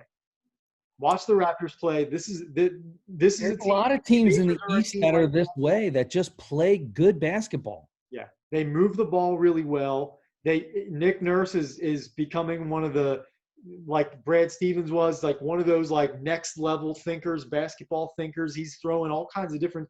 He'll throw all kinds of junk defenses at you. He plays zones and he'll press. I've seen him press the last couple of weeks. I mean, they're doing like college zone presses. And you never see that in the NBA. But Nick Nurse throws out all kinds of different stuff, and they are winning a ton of basketball games without a superstar. I apologize to interrupt you. This just in. ESPN. Literally, I just got this right now. ESPN, the subject line is "This just in." Yeah. Reds suspend Thom Brennaman indefinitely after broadcaster used anti-gay slur on air. All right. No surprise there. Didn't No take surprise. very long. Nope, no surprise. All right. Well, that's interesting. Yeah, tomorrow it's going to be that is going to be really something tomorrow. And I listen, as a man who has, an uncle-in-law who is a homosexual, and, and knowing other people that are gay and living their life. And my big famous joke that I use all the time is, hey, it's 2020. If you're not bisexual, you're just gay. Right? Like, I'd say that all the time being a joke. Maybe that is a slur. I don't know. I'm just messing around, because that's where we live now. That's why Tom can't say things like this, because that's where we are. However, I don't feel like I'm necessarily going to be one of these guys I don't want to be totally against Thom Brennaman. I don't want to be totally against him.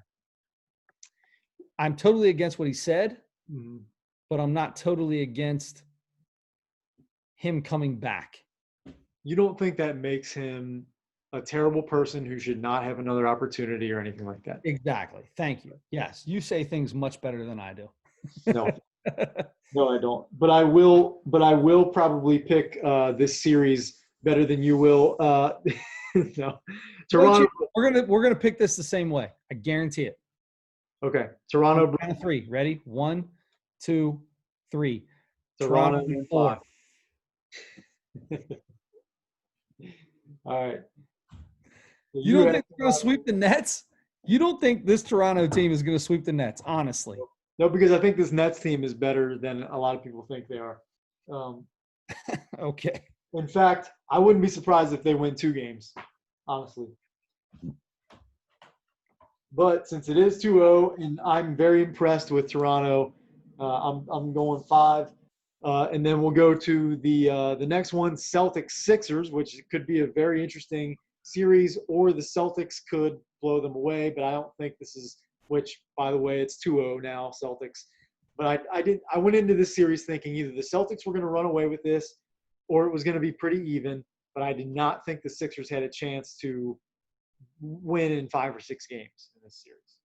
Well, I took the Sixers as my team in the East at the beginning of the season. And because I don't go against myself, even though I may not have totally believed it, I am going back right now, and I believe I took the Sixers. I stuck with my pick of the Sixers. Is that correct? Yeah, I think you did. To come out of the East. But hey, you can change it.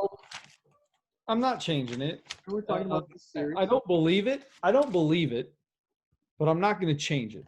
So I'm going to say Sixers and 7. If you don't think they're going to win, this is who you think is going to win. It's not who you're rooting. All right. So this isn't our original bet. This is just us right now. Absolutely. I'm going to go Celtics and 5. Celtics and 5. Okay. They look they're more athletic. They with Ben Simmons out. Yeah. The defense of this 76ers team drops off the face of the earth. They don't have anybody that can guard the athletic wings that Boston has. It's amazing how good of an athlete Ben Simmons is, even though he can't shoot a 3 to save his life. He's just as good a defender. And I was listening to one of the brothers. There's the big brother, and then there's the little tiny guy with the comb over, both coaches. Van Gundy. Stan Van Gundy. Yeah, Stan was doing the game today. And he said if he had a vote, and he doesn't, he said and rightfully so, which was funny. But if he had a vote for Defensive Player of the Year, he would have put Ben Simmons as his number one, top of the list, Defensive Player of the Year. Wow. That says a lot to me. And when you lose that in the playoffs,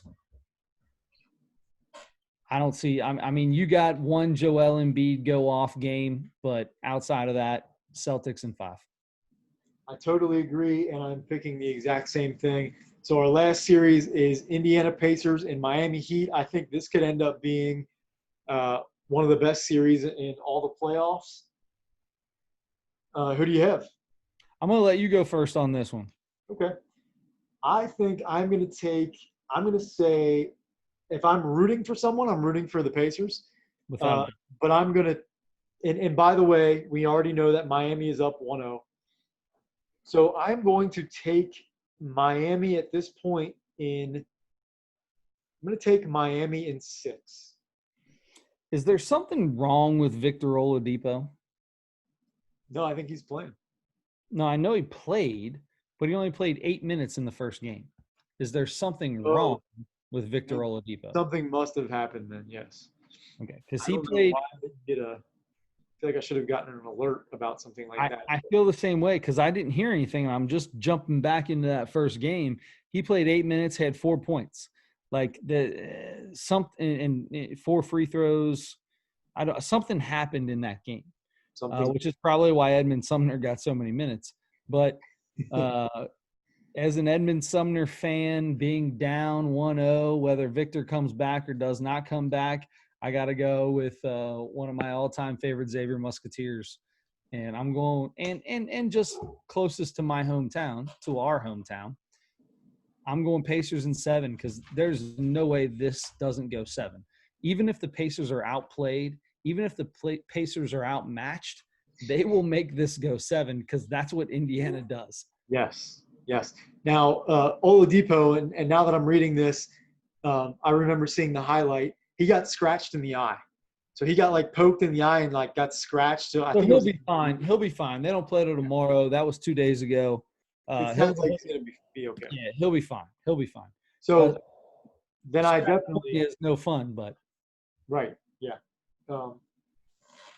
That's maybe the worst or second worst injury I ever had playing basketball was getting poked in the eye so bad that I lost my eyesight for a couple minutes. Couldn't see at all, and then it started coming back, but it was blurry. I could only half my eye was blurry. It was so bad, and it looked like someone pulled my eyeball out and just beat the hole that my eye was in, and I just got poked real hard. Yeah. And it was really, really bad. Was that the scariest moment of your life? I've been in almost death crashes and things like that. But I feel like if you're about to take my eyesight, holy cow, that becomes one of the most scariest moments of my life. Yeah. Uncle Bob once picked me up and almost threw me in the deep end, and I can't swim.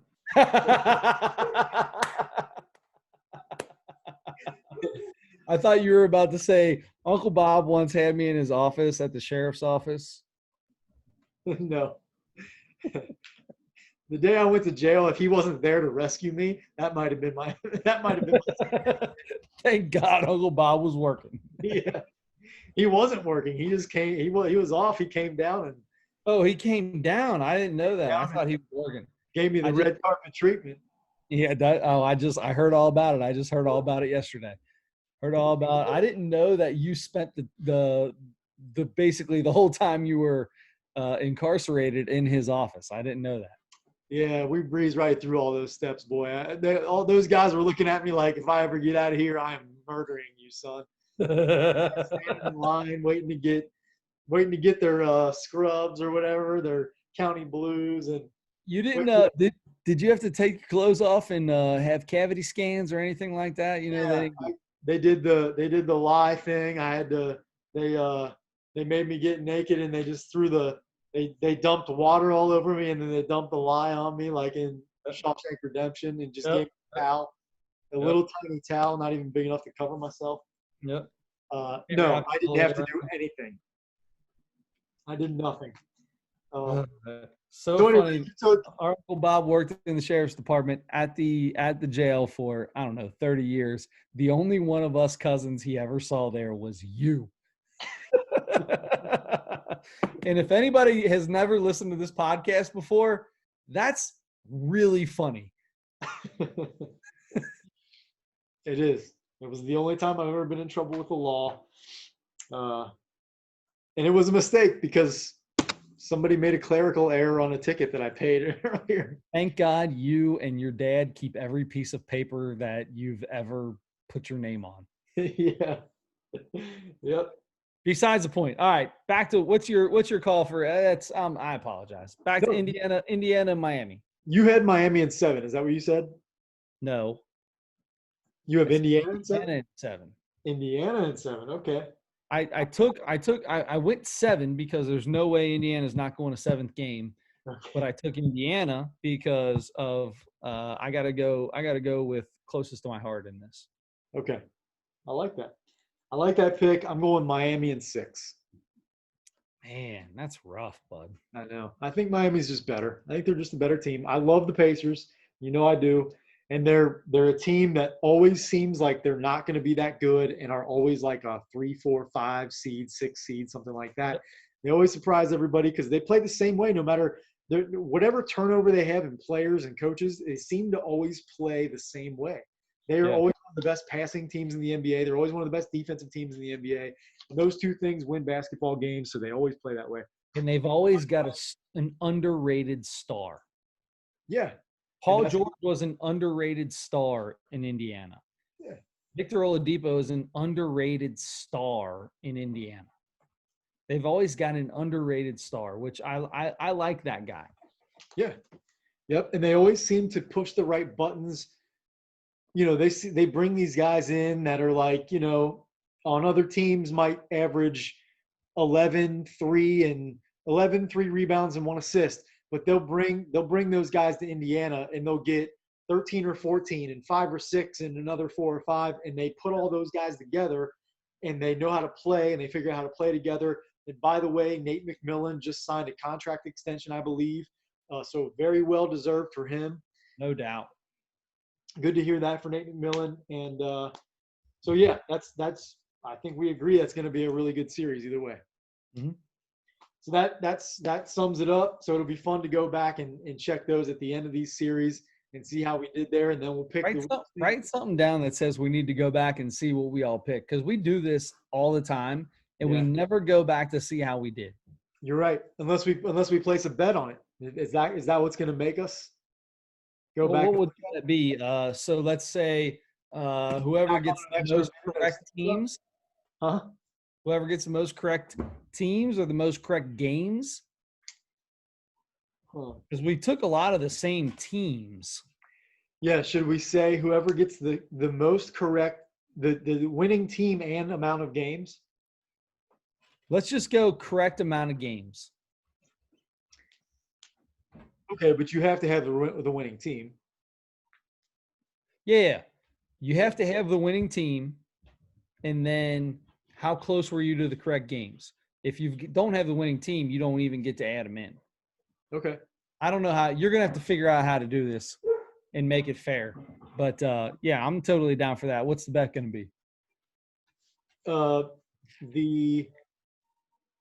The loser has to drink a bottle of water without stopping for breath.